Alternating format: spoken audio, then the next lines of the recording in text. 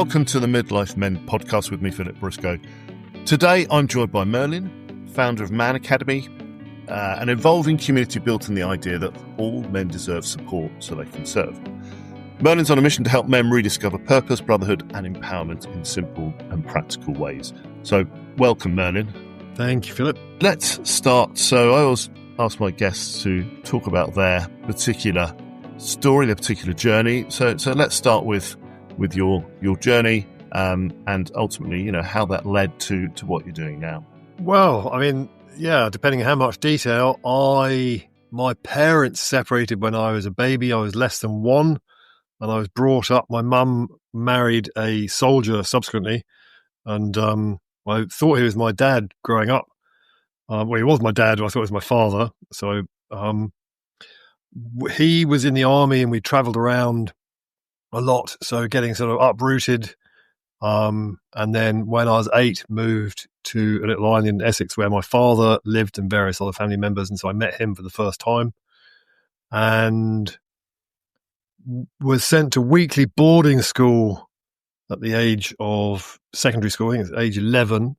I had some child abuse younger than that. Sort of my mum used to cane me, bamboo cane. And so I have a degree. I can tend to disassociate, and also running away. So disassociating is sort of, I'm here physically, but my mind checks out, disappears. And I'm in the queue for getting diagnosed for ADHD and or autism. Do you think the disassociation comes from the child abuse and what you experienced? Was that your coping mechanism? One of them, I have an array of coping mechanisms.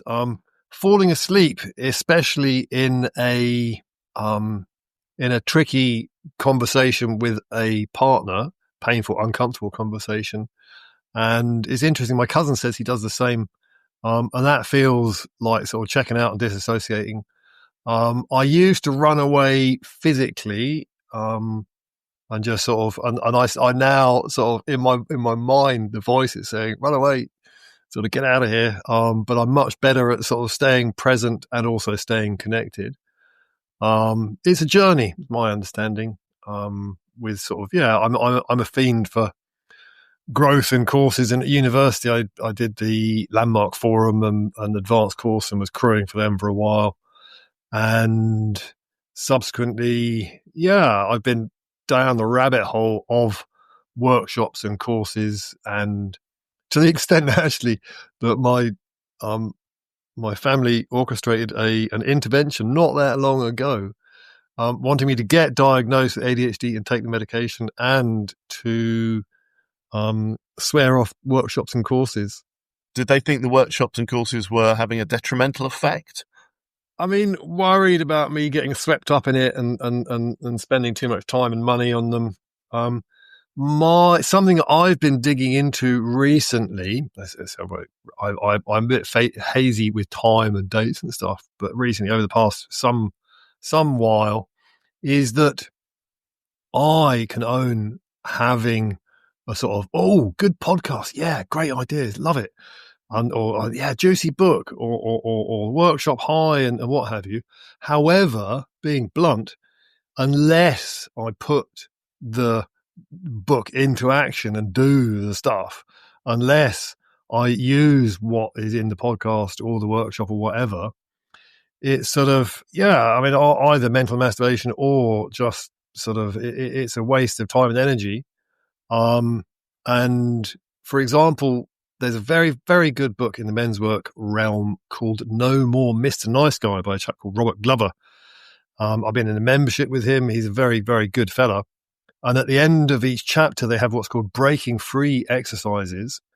And I've just said, I'm in various men's groups as well as running for, with a couple of guys, we're going to do the breaking free exercises and share them with each other. Because when I listened to it on an audio book and I was exercising at the time, and so I didn't actually do the breaking free exercises. And so, yes, I've learned and gained understanding, not as much as if I'd actually done the work. Do you think there's too much stuff out there? Do you think there's too much that you can absorb and it ends up, just balancing itself out, or do do you need guidance, I guess, on finding your way through all of the very positive noise out there? It's a good question. I'm a very, very big believer in there is no one way.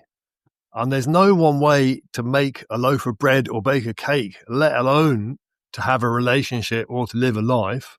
And what works for you with your makeup, you're a Philip, you've got your own thing going on, it may or may not work for me. And so, I mean, I believe that experimenting is good. I am currently rereading Napoleon Hill, Think and Grow Rich. And that's sort of old school. And Elise Bennett, I've been listening to her book, which was sort of a good while before. And Marcus Aurelius, Meditations. I mean, sort of, there's a whole load of sort of wisdom. And some people sort of repackage it. And Tony Robbins is very good, and he's off the back of Jim Rohn, and he's off the back of sort of whoever. And yeah, I mean, with the Man Academy, one of the aims is to bring together sort of best practice from different places. I'm not saying I'm the Dalai Merlin. I'm not saying I've got all the answers. I'm au contraire. I have got some skills and understanding and wisdom and insight. By virtue of the things I've done. And you've done a whole bunch of stuff in your decades that I haven't done, and you'll have understanding, wisdom, skills that I don't have, and as will the listeners. So yeah, I mean, trying things and seeing what vibes with you. One thing that the ubiquitous they say is to find somebody and to follow their pattern, because if someone's got sort of I don't know, be it a real estate or a men's work or sort of a whatever business or whatever health thing, follow the health practice for a while and see how it works for you. Don't jump from one and then dip your toe in another and dip your toe in another and dip your toe in another, jumpy. Is there and I know you said, different horses for different courses.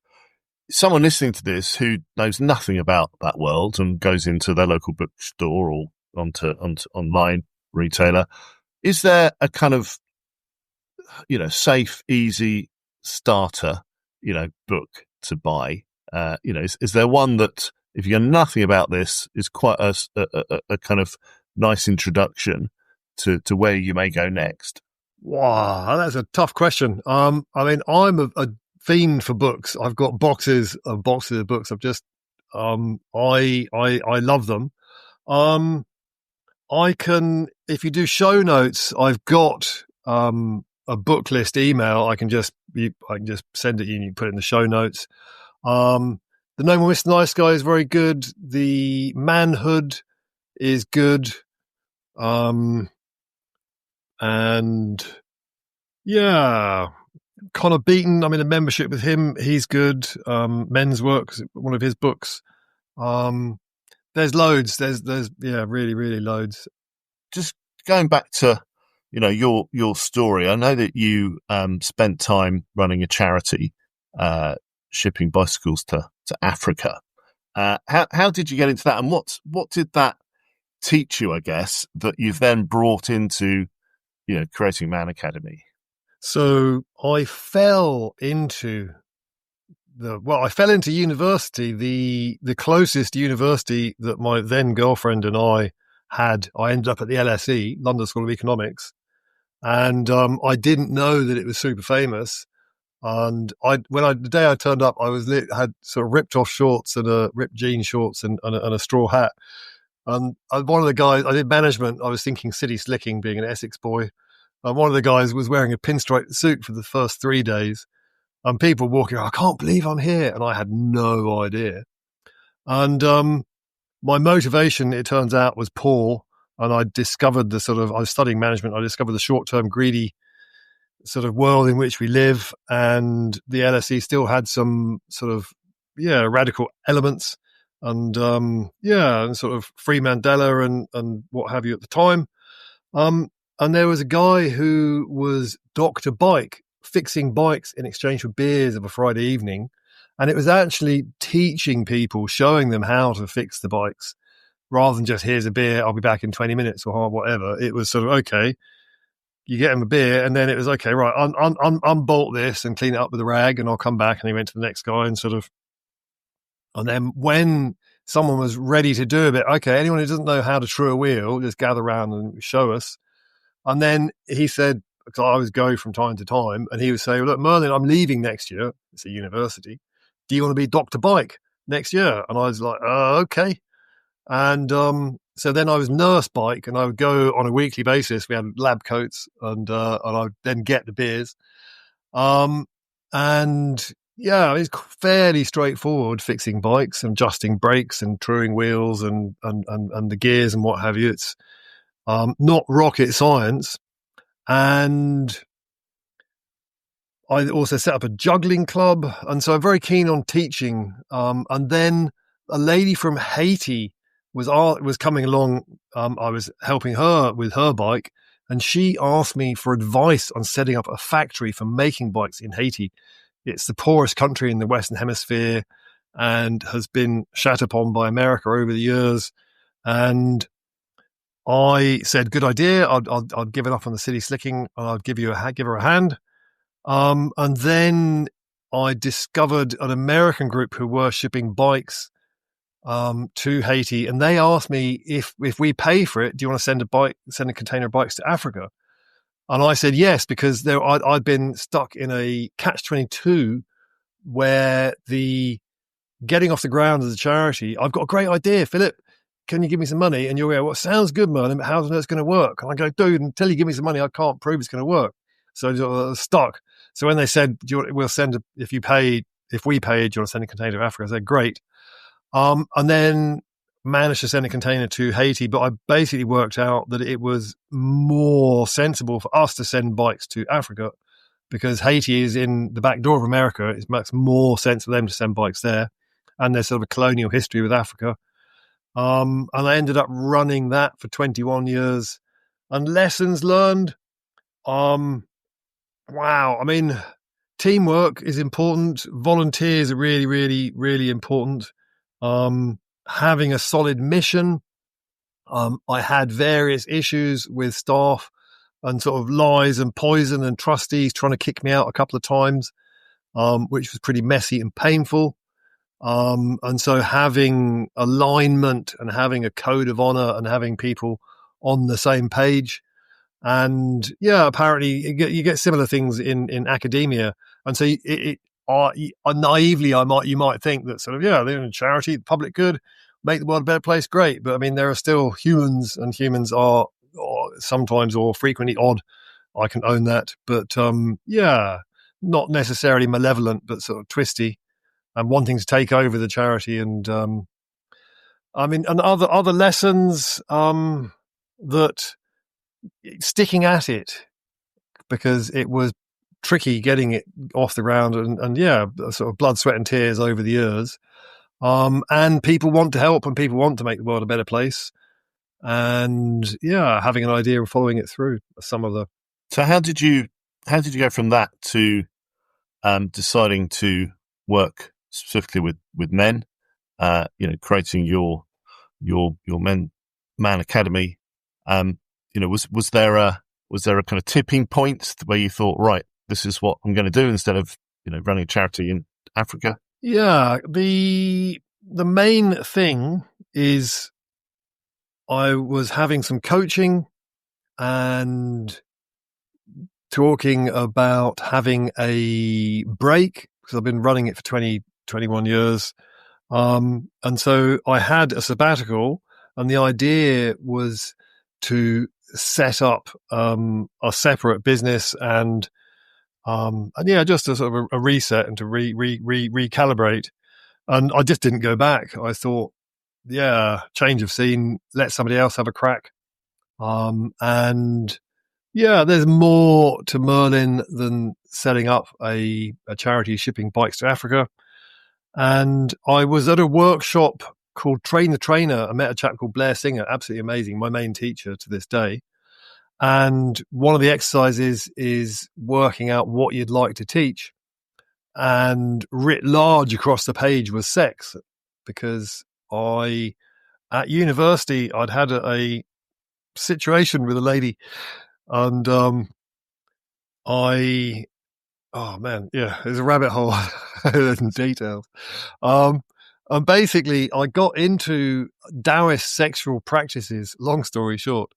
And yeah, and she said, have you no control? She was an older lady. Have you no control? And there were mitigating circumstances. I'm not going to get into the gruesome details. And I felt sort of some shame and embarrassment. And then I was learning these numerous and various Taoist sexual practices, which I've been doing for like 30 years now. Just for people who don't know what that is, I'm not even sure I'm going to say it right, Taoist sexual practices. I'm sure Taoism, what you just said. The Taoists were the kind of scientists of their age, and they were big into studying, and their idea of sort of studying is intergenerational. We talk nowadays, we might say, oh, I've done a longitudinal study. It was like 5 years, but these guys literally intergenerational, in monasteries and stuff. And they were relaxed around sex, and they were aware that we wouldn't be here if there wasn't sex. And they're saying that sort of, yeah, people like sex. Whereas nowadays in our culture, there's a sort of taboo around it. And one of the main things, just for all your listeners out there, for lasting longer in bed, is to relax the area around the PC muscle. And so the bit, if I need a wee, go, hold it in, no toilet, hold it in. That bit, keep that and the surrounding area relaxed for the duration of the whole lovemaking process, and you will last a lot longer. And you can test it with masturbation. It's like really clear. And then there's sort of rabbit holes of energy circulation and blocking impulses and sort of numerous and various things. And then I've been into Tantra for 10 odd years, including some, even by my own standards, pretty woo-woo stuff, playing a human like a theremin, which is an instrument where you don't touch it and you sort of put it, go, and doing that with a human, energy play, not touching them, sort of, yeah. And I've had various ladies sort of orgasming, ejaculating without being touched. It's bonkers, but true. There's videos online, and yes, it definitely is a thing. And yeah, there's a lady called Jan Day, who I've trained with various people. Jan Day, very good. Jem Ayres, very good. And the catch, looping the story, I was wanting to teach sex and intimacy. I had a business partner in a separate enterprise, and he didn't want me bringing our business into disrepute by teaching sex and intimacy. He says it's good, it's needed, fantastic. However, he didn't want me doing it. So I kind of zoomed out into men's work, and have gone down the men's work rabbit hole, and been in and am in men's groups. I was mentoring. There's a charity called A Band of Brothers, which set up in Brighton, and they've now got them around the UK. And they support young men in and around the criminal justice system. And they've won various awards, and they are really good. Both what they do and how they do it is fantastic. And I've been working with them for a few years, and yeah, and I've as I said, with Robert Glover and Connor Beaton, and the chap called Kenny taught me how to run circles. He's in the UK, and I'm still in a circle with him, get supervision. We've talked to Kenny. We've talked to Kenny for this podcast. Kenny's brilliant. He's fantastic, and he's the agony uncle in the I newspaper. He's a good, very good man. He's been doing men's circles like 25 years. He didn't invent it, but he's very good. So this, the concept of, or this idea that all men deserve support so they can serve. Can you talk a bit about that then? What does that mean, and why did you come up with that? There is what I call either conditioning or programming which is put into us, has been put into me at a young age.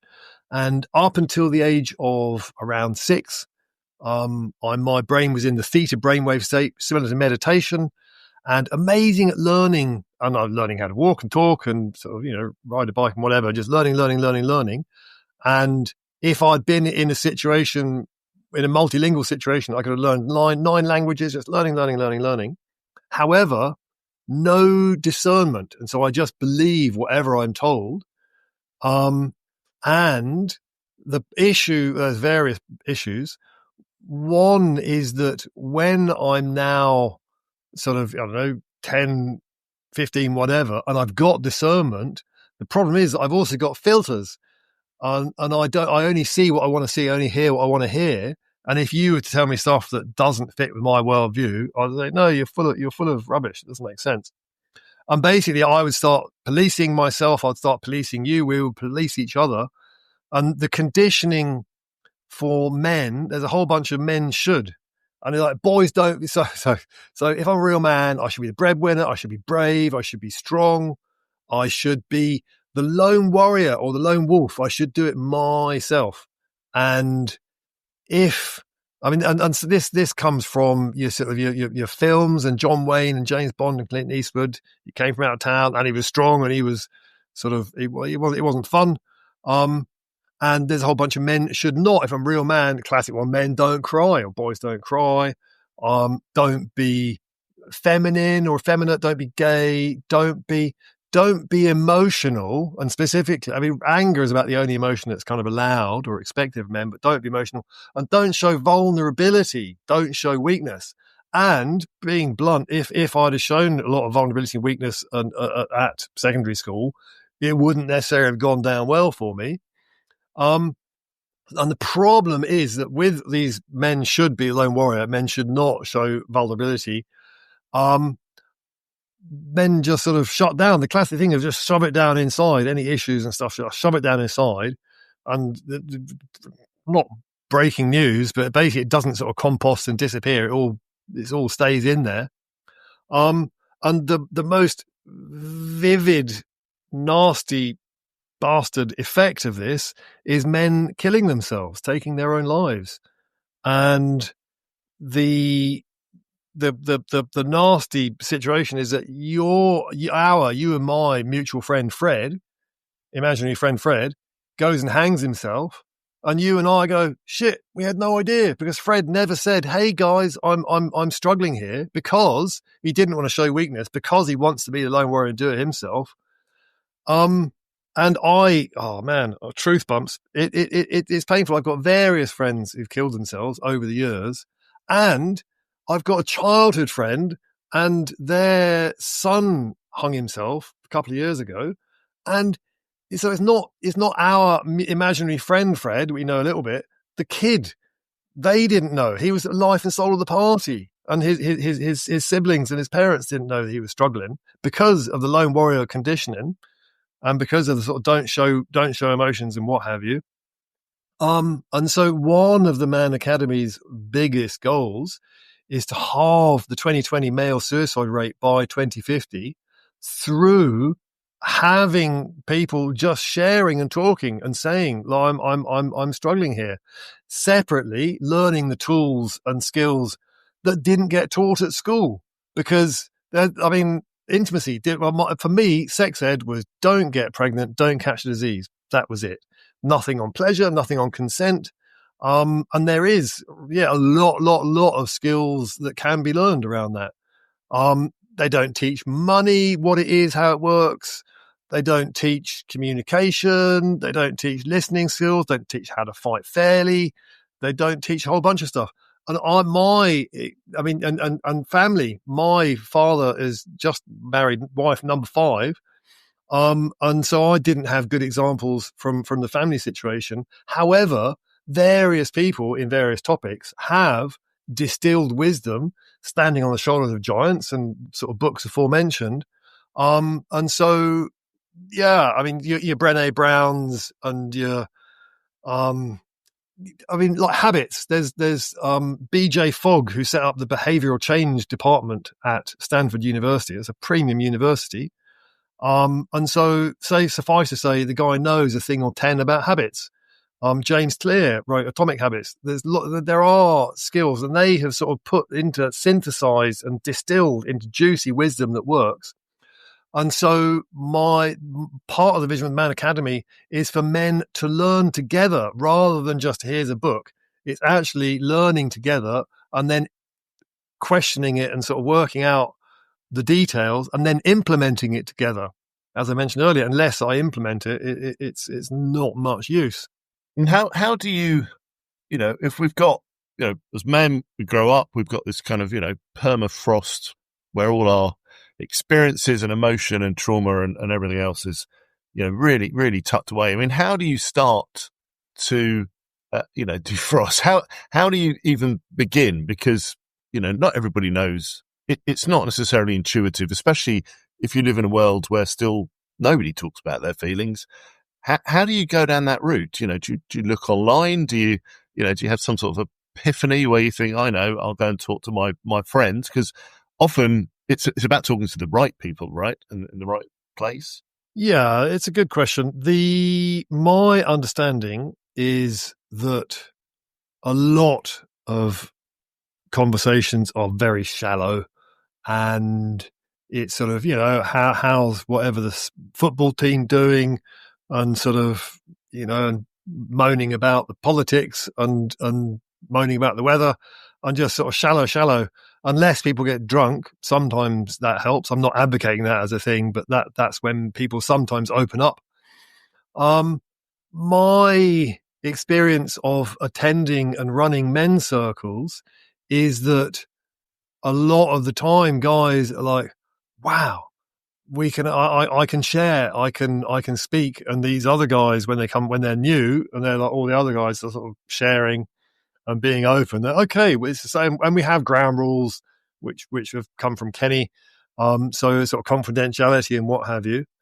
And it's interesting because it's not the aim of men's circles, but there is a very specific benefit that other people have observed, that I, Merlin, might think I'm a freak, and I might think I'm the only guy who's experienced this, or who's felt that, or who's worried about this, or afraid of whatever.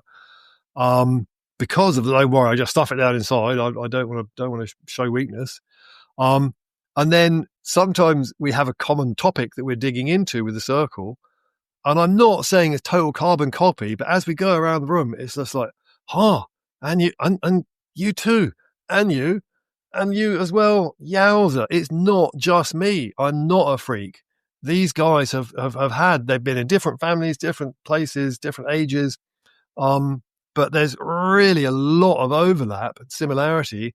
And he says, wow, it's not just me. So it's this sense of community then. You're fostering a sense of community, almost brotherhood then, which is allowing men to, share and start to understand themselves, I guess, and understand the world around them.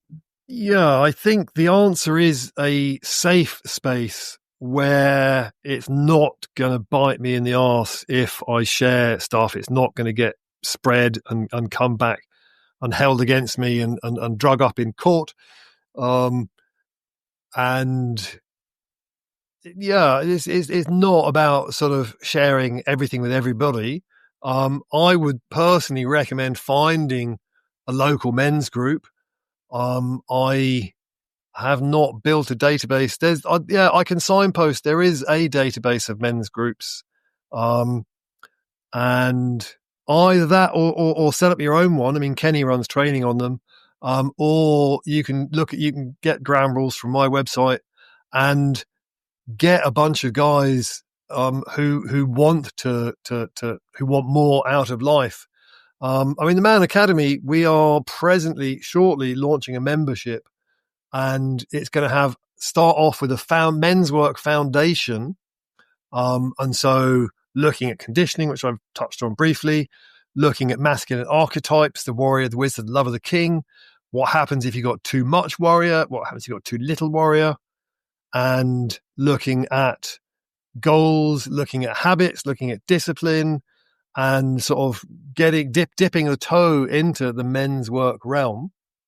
And then having a community and a brotherhood and sort of a safe space where it's good to share, where there's lots. So being witnessed is one thing, and it's not a question of, oh, there, Merlin, I can see that's difficult. Let me help. I'll carry your burden for you. Partly because I've given myself the burden, and partly because it's stuff I've got to do. In an ideal world, you'd wave a magic wand and sort of, there you go, Merlin, all your problems gone. But I'm growing through my problems. So the witnessing is like, okay, Merlin, I see you. That sounds painful. That sounds tricky. And so the witnessing is good. There's also a sort of a hand around the shoulders and like sort of, or picking me up when I trip and skim my knees, it helping me up to my feet, dust me down a bit, pep talk, off you go. Or if separately, a sort of a general kick in the arse sometimes, because if my goal is to run a marathon or run 5K or something, and I'm eating chips 5 times a week, then you go, Merlin, you're saying you want this and yet you're doing that. And what Connor Beaton calls it, calling forward rather than calling out. You're calling me forward. And so is this the man you want to be?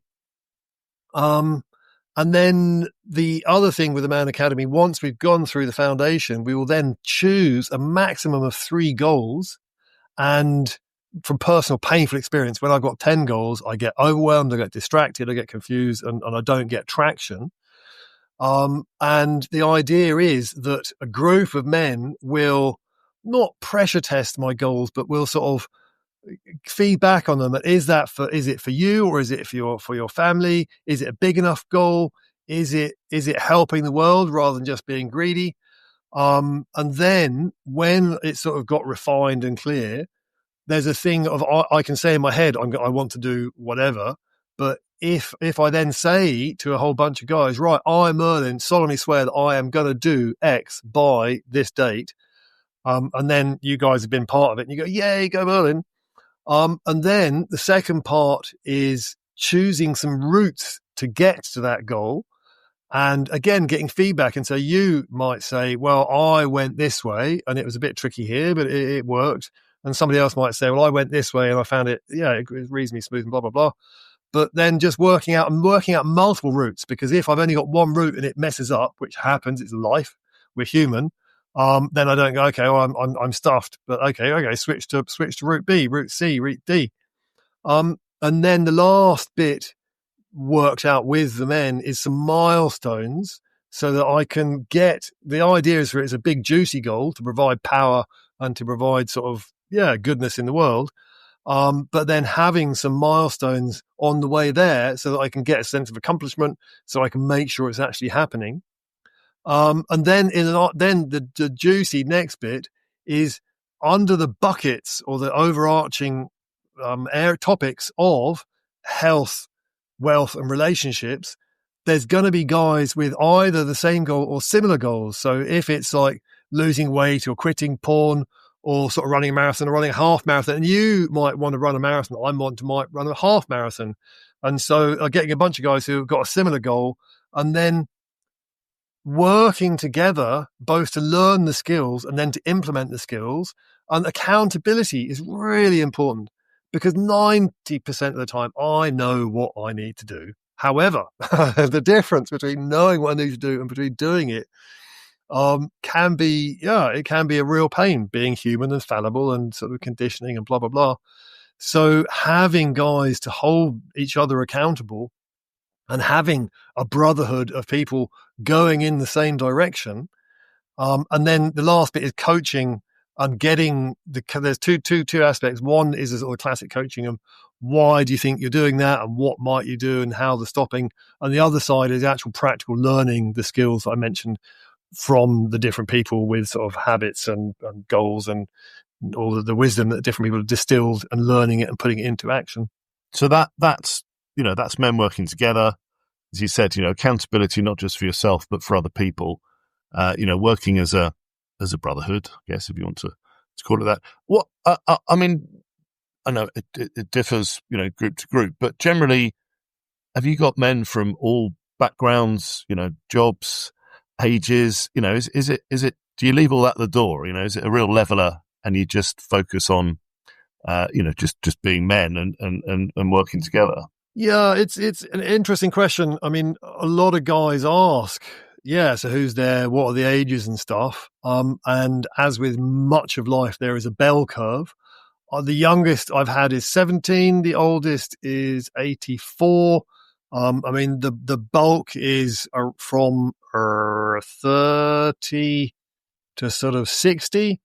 A lot of people, the most people I've had are actual therapists, statistically, and people separately referred by therapists. And I mean, people who've just left a relationship, or people who are looking for a relationship, or people who've got a sexless relationship. It's all, we're all men, and we've all had the conditioning. And there's guys from different countries, like Pakistan and America and various places, Australia, they've had the same conditioning. We're in a sort of multicultural. The conditioning's the same. In different ages, it's still the same. And with the conditioning, I'm not slating my parents or my school or my society for how they conditioned me, because they were conditioned by their parents and their society and their schools. And so they're just sort of passing it on. And so my vision is with the Man Academy, is to have it as kind of open source, like Linux or Ubuntu operating systems, or Thunderbird or Firefox, where we've got version 1.1, and then different people chip in, and we can change this and tweak that, and change this, tweak that, and then version 1.2, and then sort of version 1.3, and sort of collaboratively and co-creating and make it better and evolve it over time, not have it as this is the way you have to do it. And how does that flow? Because, you talked about from being, very young, sub 10 through school, etc. How do we make sure this gets embedded in society? Because you could say, well, if you're a parent, you can try and influence your son's thinking, or your children's thinking. It's not just boys, is it? But some people don't have children. I mean, should we all be trying to be better role models in the community? How do you do that? How's it actually going to start to embed itself in society? So maybe not this generation, but the next generation, it becomes something where men and women feel open and capable of expressing themselves and not having to pretend to be something else. Well, the pretending to be something else is a big one, and sort of masks that we wear. And I might wear a mask with a partner, or a different mask with friends, a different mask at work. And that's kind of ties in with conditioning. There's a chap, Jordan Peterson, and he says that step one is to get my life in order and focus on getting me together. And then once I've got me together, then do some helping and supporting getting my family together. And then once I got my family together, then work on my community and help get my community together. And it's like, put your own oxygen mask on first, rather than trying to help you. And Jesus was saying, sort of take the log out of your own eye before you start messing around with splinters in somebody else's eye. And as I mentioned, learning skills, the life skills that are, as I see it, essential: communicating, relating, and having support to learn those skills and implement those skills.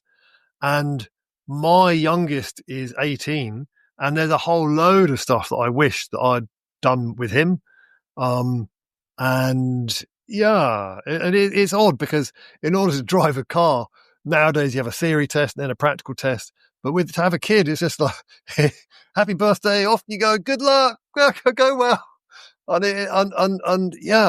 It's tricky, dude. I can own trickiness. And John Cleese said that your parents fuck you up and then they fuck you up again. And I have been fucked up by my parents. I have certainly fucked my kids up. I haven't passed on the violence. And I think the idea is to sort of to do at least a slightly better job. But societally, if we can get people talking and sharing and being more open and being more honest with myself and being more honest with other people, rather than pretending it's all okay, and hence the sort of suiciding. And it's also one of the tricky things at the moment is with sort of all the media and the news. I've been avoiding the news for 20 years, but the news is sort of all negative, and if it bleeds, it leads, and what have you. So steering clear of that is my tip. But the other thing is with social media, 99.99% of the time, it's a photo of I'm on the beach with the girl with the pina colada, living my best life, hooray! Or I'm sort of snowboarding, happy. It's all great fun. And it's not a photo of me sort of, oh man, I'm struggling here. It's hard. It's painful. I'm tears under the duvet type of thing. And so the problem is, I'm looking on social media and it looks like everybody is happy and chirpy and doing well. And I see people walking down the street and I imagine, well, they got to be happy and doing well because that's what I'm seeing everywhere. And I'm a freak and for feeling uncomfortable, for struggling, for feeling painful. So more open, honest conversations with people you trust in sort of a safe space. And sort of, there's a whole bunch of tools on holding space with partners, which again, I wasn't taught at school. But there are practical, easy, simple steps that can be taken. And that's part of what the Man Academy is after. And what's, for someone listening to this, who perhaps recognises themselves, what's a really simple first step? I appreciate you said, go and join a men's group, have a look online or whatever, but what's something they can do to start empowering, if that's the right word, themselves, today, having listened to this? Good question. Basically, one thing that you're doing that is not helping you in the big scheme of things. And so, working on cutting that back. I'm not saying stop it cold turkey. Oh, you can do, but sort of identifying what's the one thing that would be that's niggling me that I know, oh man, not again. And what's the one thing that I'm not doing that I know will be beneficial? And then sort of get that implemented. And then once it's a solid habit, then look for the next thing. And sort of self-awareness and self-honesty. Meditating is a good one. Journaling is a good one. And sort of putting stuff on paper and having a conversation, asking yourself some questions, and then sort of writing out the answers. Like what do I make a list? What are the 10 things that I don't want to do that I find myself doing on a regular basis?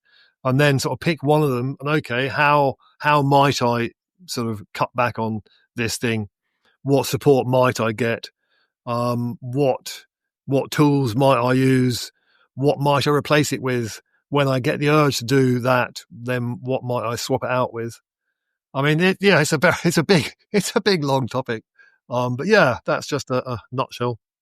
Do you think there is a bit of a privilege with being able to, think like this and access these sorts of programs? And because, and I don't want to give examples because, I'm generalizing, but, industries like construction, for example, it's always used, it's, and I'm generalizing, probably, far more of a kind of macho environment than perhaps, working in the city in a bank, or maybe not actually. So, how do you reach those guys that don't listen to podcasts?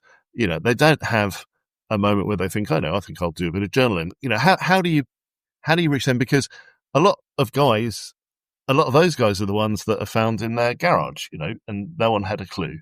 That is tricky, dude. It really, really is. Because specifically, so I'm my job is in the men's work realm, and getting men engaged is notoriously not super easy. And if you go to a workshop on whatever, often it's sort of 90% women. They're seen to be a lot more open to growth and development and learning. Forgive me for banging on about the conditioning, but the whole lone warrior conditioning, I've got to do it myself if I'm a real man. And yeah, it's tricky. At the same time, guys are aware that they're not fulfilling their potential. Guys are aware that it's tricky. And actually reaching out for help, be it sort of around sort of, I'm feeling depressed and or sort of not sure about being alive. But the idea is to, rather than wait until it gets to the desperate state, it's get some deep connection and support and conversations and depth early. And yeah, my experience is that I am not fulfilling my potential. I know that there's a lot more in me, emotionally, physically, mentally. I've been playing small. I describe it as like sort of having the handbrake on, like driving with the handbrake on. So I'm making some progress, but the handbrake's on. And it's me who's got the handbrake on, due to the conditioning. And I mean, and separately, there's a thing with kids not getting their needs met, and there's sort of big T trauma and little T trauma. Big T trauma being, a car crash, or being sort of abuse and what have you, and small T trauma when I'm not getting my needs met. And that's, again, not saying that sort of the parent is bad because they're not waiting on me hand and foot, and I might want attention, but they're cooking some food in order to feed the family, or they're earning some money in order to feed the family. And so it's not necessarily they're being bad, but at that point I didn't get my needs met. And that's sort of small T traumas, which adds up. And the other thing with conditioning is it comes in so many times from so many directions, so many people, that it just, and then it gets baked in, and it's sort of, there's like what the fish, one fish asks the other fish, how's the water? And the fish goes, what water? Because it's only ever known the water. And so with the conditioning, I've only ever known life through my lens and my experience. So I've really enjoyed this conversation. It's been a roller coaster. I think we've tackled a lot. If people want to connect with you, I mean, we'll put some links in, and I know you've said you'll provide a lot of links to books and all sorts of resources. If they want to get involved with you or find out more about the Man Academy, what do they do? Do they go to your website? Yeah, man.academy is the website, man.academy. And the membership is the best way to get involved, which is hopefully launched by the time you listen to this. And yeah, and just get in touch with a close friend, from someone you trust, and yeah, share how you're feeling and say, look, I want a bit more depth in my life. Are you up for that? Are you open for that? And yeah, just don't bottle it up, because it will bite your ass and you won't fulfill your potential, is my take. Thank you. What a great way to end the conversation. So thank you, Merlin. Thanks for all your thoughts and wisdom. Thanks for having me. Cheers, guys. Thank you for listening to the Midlife Men podcast with me, Philip Briscoe. If you want to find out more about Merlin and Man Academy, visit his website, www.man.academy. Merlin recommends various books throughout our chat, and there'll be a list in the show notes.